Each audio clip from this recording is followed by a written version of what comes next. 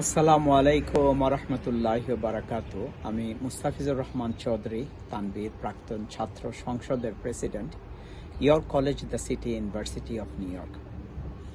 আমার এখনকার টপিকসটা হলো আমি ওই যে তুই সম্বর্ধনা করা, ছোট যারা আছে তাদেরকে তুই সম্বর্ধনা করা।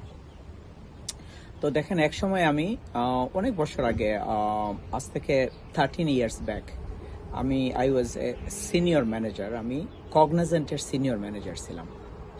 তো তখন আমার একটা রিসোর্স ছিল অভিজিৎ।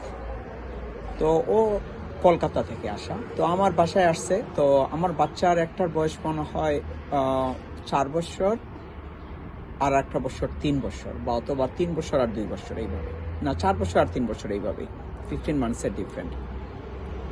তো আমার বাচ্চাটাকে ও খুব আদর করতেছে, ও এবং ওর ওয়াইফ খুব আদর করতেছে, করে তুই বলে সম্বোধনা করতেছে। এই তুই এটা করিস না, তুই এটা করতে হবে, তো এইভাবে সম্বোধনা করতেছে। তো তখন আমি বললাম যে দেখো, ইন আওয়ার কালচার আমরা আমাদের যারা ছোট আছে তাদেরকে আমরা তুই বলে সম্বোধনা করি না, এবং বাচ্চাদেরকে বরংস মোর রেসপেক্ট দিয়ে কথা বলা। সো এই ধরনের জিনিস আমি কি করতেছিলাম। পরে এক সময় চিন্তা করলাম যে আমাদের দেশে, বাংলাদেশে তুইটা কখন আসলো? এই যে শেখ মুজিব, এই তুই আসছিস, হ্যাঁ, সো এই তুই আমাদের দেশে আসছিল।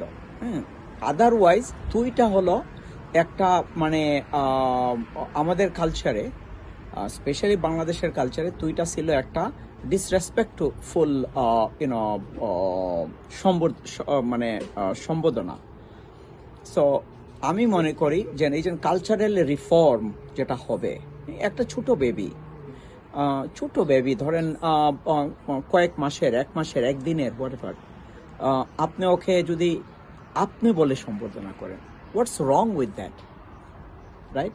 ওকে অ্যাটমোস্ট রেসপেক্ট দিয়ে বড় করতেছেন। হ্যাঁ, আপনি অ্যাটমোস্ট রেসপেক্ট দিয়ে ওকে বড় করতেছেন। এরপরে যখন একদিন আপনি খুব রাগ করলেন, হ্যাঁ, তো তখন বললেন তুই, তো তখন ওর খুব খারাপ লাগবে, আমাকে তো খুব ইনসাল্ট করে কথা বললেন। হ্যাঁ, কিন্তু আওয়ামী লীগ কালচার যেটা, ওই কালচারের মধ্যে তুইটা হলো ভালোবাসা।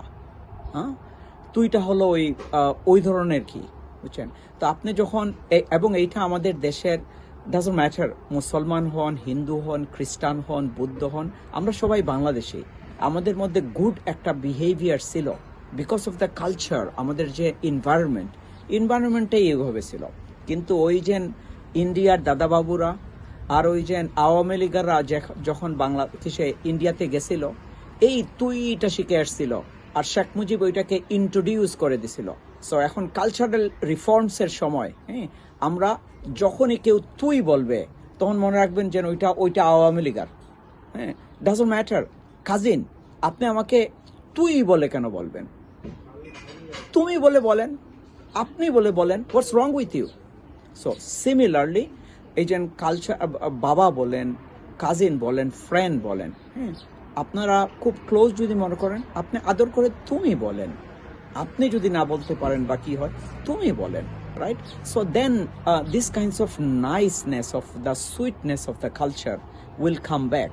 So I think since after the revolution, এই চেঞ্জটা আমাদের মধ্যে নিয়ে আসা উচিত। আর আপনি নিজে চিন্তা করে দেখেন, আপনার বাচ্চাটা কিন্তু আপনার the biggest asset, it's really more valuable then the diamond or the gold.